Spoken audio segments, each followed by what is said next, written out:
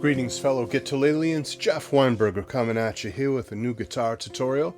I'd like to talk about a great old song called Sam Stone by John Prine, the great late John Prine. In the 70s, he did this song. He was a young man at that time, and he was just starting to get out there and known. He was a well-known songwriter amongst fellow musicians, but as far as the general public goes, they really started hearing about him. And he wrote this song about a war veteran who came home and had kind of a tough time of things, post-traumatic stress disorder and drug addiction and all that kind of thing. It's a sad song, but it's a beautiful song, real poignant. And the reason I want to talk about this song is not so much to learn the song, not to learn the chords and the lyrics per se, but to get that picking pattern together. John Prine was a real good basic guitar picker. Not fancy, not Tommy Emmanuel level, like virtuoso wowing people, but just for good solid guitar playing. He was one of the best. And so I'd like to look at how he picked this song. He did many versions of it. He has the album version, which he capoed at the 3rd fret, and he played in this D shape. His main chord was a D shape up here at the 5th and 6th frets with your capo at the 3rd. Even if you don't have a capo, you can play this song. You just do it in the normal way as a true D chord. So you get yourself in that D chord shape. Second chord of the song that he did back then in the 70s on his record was a G chord. And then he did an A chord. There are some other chords in the song later on, but we're just primarily talking about the picking pattern, so I'm not going to go over all of them. But I will link to a song sheet down below. If you click on the link, that'll take you right on over to a song sheet, and you can see all the chords, all the lyrics too, those poignant lyrics. What a storyteller he was. So you've got in that original key D, G, and A, the 1, 4, 5 chords in the key of D.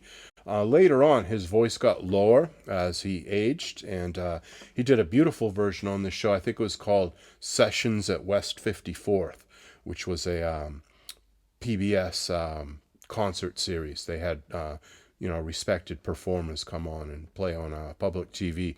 And Sessions at West 54th was a really high-quality music program in its day. Maybe it's still on. I don't know. I haven't actually watched TV in a very long time. But Sessions at West 54th, his voice was lower. He did capo at the 3rd fret, but then he played out of a C shape.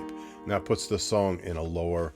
Sam Stone went home to his wife and family. So it's kind of in a lower key, whereas this one, Sam Stone went, you have to go higher, and his older self wasn't able to hit those high notes like a lot of singers.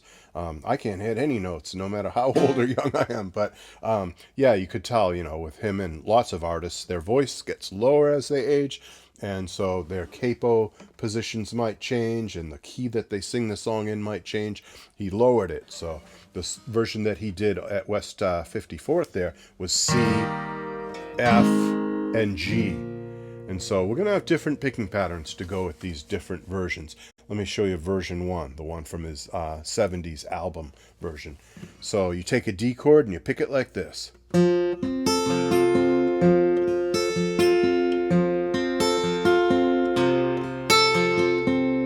I'll show you exactly what I'm doing here. Picking the D string with my thumb. I'm picking the G string with my thumb. I'm picking the high E string with my middle. That by itself, you could practice. You could just go real slow and over go like this. And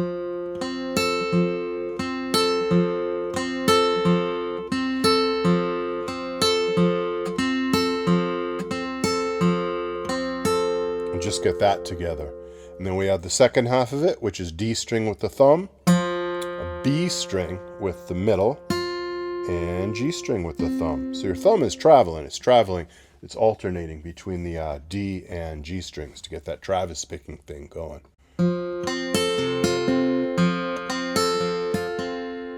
So thumb, middle, thumb, middle, thumb. First half. Second half.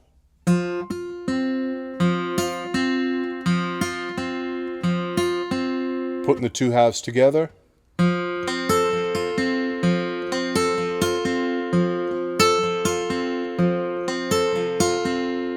Alright, so that's the basic picking pattern on the very original version from way back.